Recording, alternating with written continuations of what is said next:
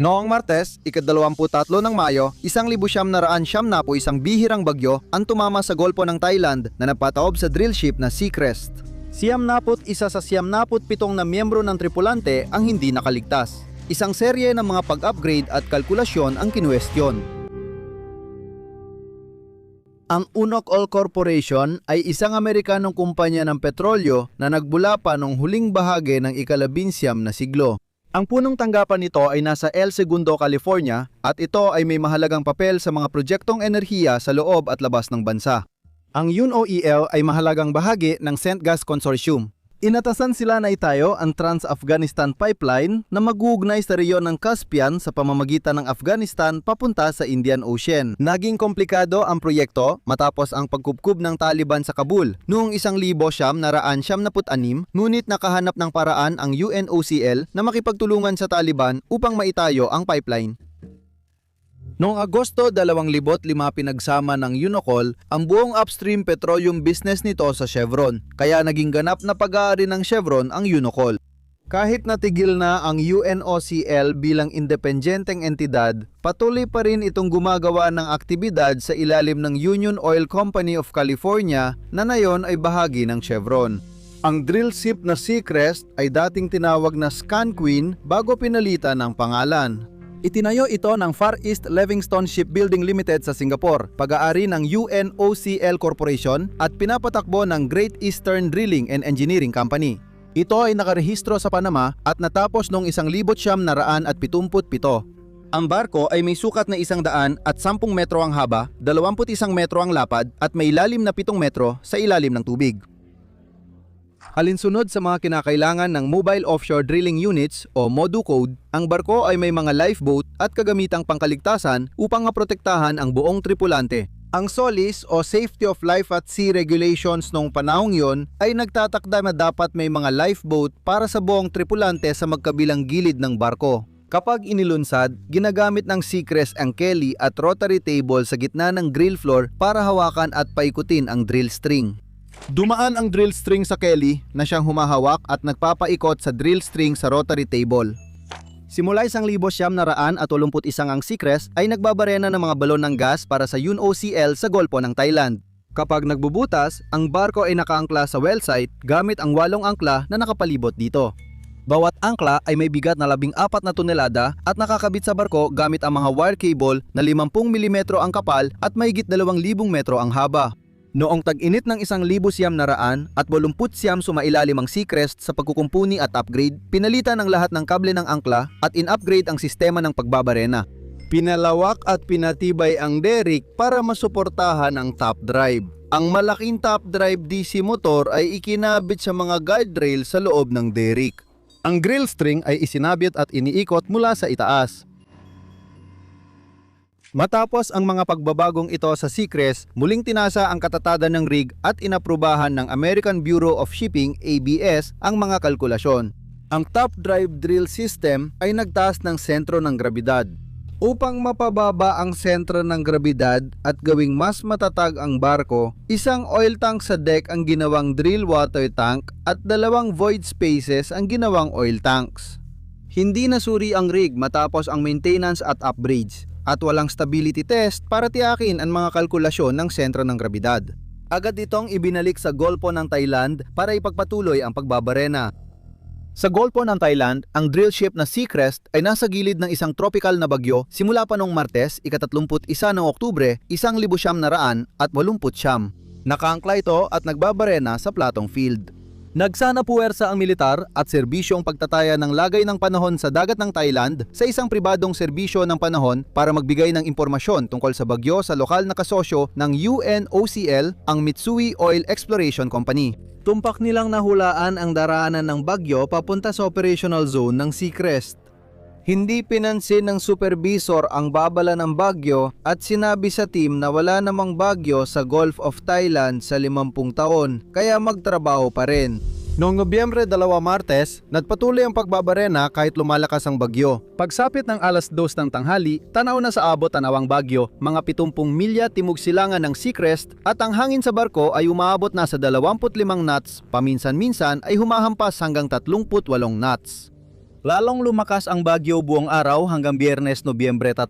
Hindi nagbahagi ng impormasyon ang UNOCL tungkol sa paparating na bagyo sa Seacrest. Mahigit 4 na dekada na ang lumipas mula nang may nabuo na bagyo sa Golpo ng Thailand. Hindi ito karaniwan. Kadalasan, ang mga bagyo ay nabubuo sa labas ng Golpo kaya mas mahaba ang oras para matukoy ang lakas at direksyon nila. Biglang lumakas ang bagyo malapit sa Platong Field nung umaga ng Biyernes, ika-3 ng Nobyembre. Habang papalapit sa Seacrest, naging isang rumaragasang bagyo. Wala ring kakayahan ng Seacrest na makakuha ng marine weather forecast. Tinanggal lang UNOCL ang radio equipment sa Seacrest na damit sa pag-monitor ng panahon. Sa halip, araw-araw na tumatanggap ng weather fax ang kapitan mula sa UNOCL headquarters sa Bangkok na ipinapadala sa opisyal ng kumpanya sa barko. Ang fax ay pangkalahatang ulat ng panahon, hindi espesyal na marine weather forecast mula sa militar ng Thailand sa UNOCL. Sa halip, ang UNOCL ay napapadala ng araw-araw na ulat mula sa Meteorological Department ng Thailand sa Bangkok tungkol sa lagay ng panahon sa kalupaan. Karaniwan, humihina ang bagyo pag tumama sa lupa kaya hindi ganong binibigyang diin sa ulat ang lakas nito habang nasa dagat. Noong ika-3 ng Nobyembre, umabot na sa lalim na 1,130 metro ang drill pipe. Sa ganap na 2:00 ng hating gabi, sa wakas ay binigay ng superintendent ang utos na itigil ang mga aktibidad ng pagbabarena. 1:00 ng madaling araw, lumakas ang hangin at alon sa dagat. Pagsapit ng 3:00 na madaling araw, nakasabit ng drill pipe sa butas ng pagbabarena sa lower ramps, handang putulin kung may emerhensya. Wala ng oras ang mga manggagawa para i-drill ang natitirang 27 metrong drill pipe na nakatayo pa sa derrick. Napilitan silang iwan ang mabigat na tubo sa derrick na may top drive sa tuktok, kaya nailipat ang sentro ng grabidad sa pinakamataas na bahagi. Noong 4:30 ang Grey Guard support vessel ay kumalas mula sa mooring buoy at umiwas sa Seacrest dahil sa alon at hangin. Noong 5:30 ang riser ay napunit mula sa pagkakakabit nito na nagdagdag pa sa dumaraming mga hamon. Ang riser ay infrastruktura sa ilalim ng tubig na nagbibigay ng buoyancy sa drill string. Pinayagan umalis ang support vessel na Grey Guard sa lugar. Noong 9:45 nawalan ng anchor cables na 3, 6, 7 at 8 ang Seacrest. Dahil wala ng tension sa cables, 4 at 5 ang katatagan ng barko ay nakasalalay na lang sa anchors 1 at 2.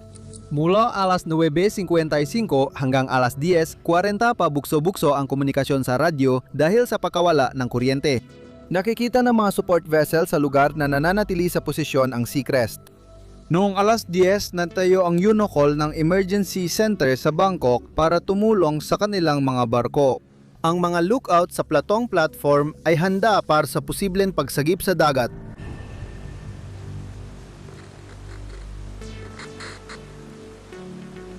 Noong 10:16 tinawagan ng Seacrest ang Bangkok na nagpayong pakawalan ang lahat ng kable, panatilihin ang isang angkla at iharap ang barko sa masamang panahon. Ang posisyon ng bagyo ay ipinapasa ng Bangkok sa rig. Sinabi ng Seacrest sa Bangkok, nagiging matatag ang sitwasyon kahit may tubig na pumapasok sa standby generator room. Umaabot sa 85 knots ang bilis ng hangin. 11:00, iniulat ng executive ng kumpanya sa Seacrest na nakakabit pa rin ang barko sa number 1 anchor cable at full capacity ang mga thruster nito. Iniulat ng Seacrest na nawala na ang number 2 anchor at maluwag na ang cables 4 at 5, kaya number 1 anchor na lang ang natira.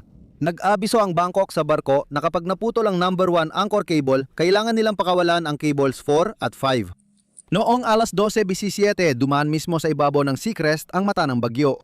Iniulat ng Seacrest na nawala ang number 1 anchor at nakatagilid ng 5 degree pakaliwa ang barko dahil sa paggalaw ng ilang gamit sa pagbabarena. Bumaha ng tubig dagat sa mudroom at ilang bahagi ng barko ang nasira. Binabalance nila ito sa pamamagitan ng pag-a-adjust ng antas ng drilling mud. Nag-aalala ang crew sa hulihang tirahan ng crew na baka matrap sa ilalim ng deck kapag bumaha ang rig, kaya sinusubukan nilang lumabas sa likurang deck.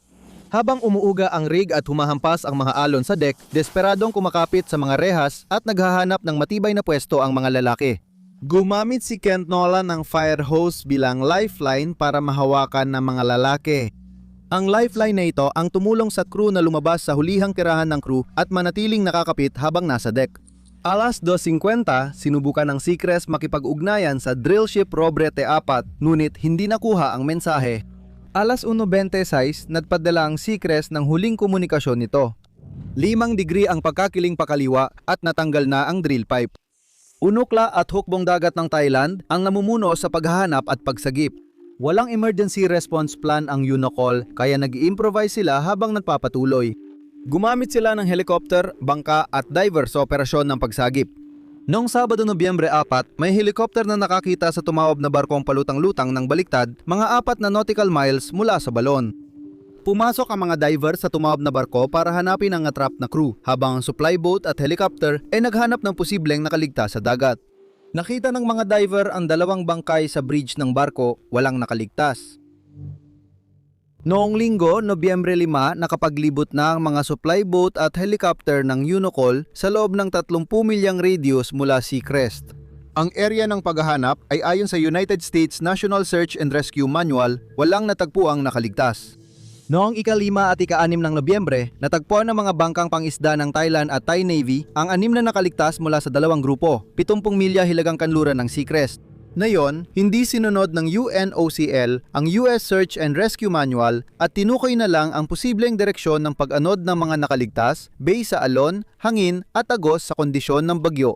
Lumabas sa kalkulasyon na ang mga nakaligtas ay inanod ng mas malayo at mas mabilis sa unang 24 na oras kaysa sa dating 30 nautikal na milya na search radius.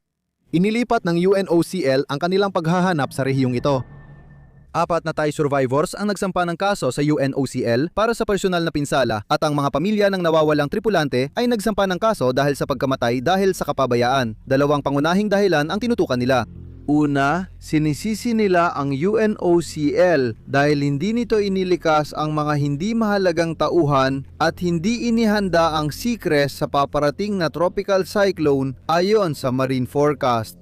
Sabi nila, nabigo ang UNOCL, tiyakin ang kaangkupan ng barko sa ligtas na paglalayag habang drilling gamit ang anchor moorings at iniwan ang drill pipe sa derrick. Dahilan ng pagtaob dahil naging top-heavy ang barko.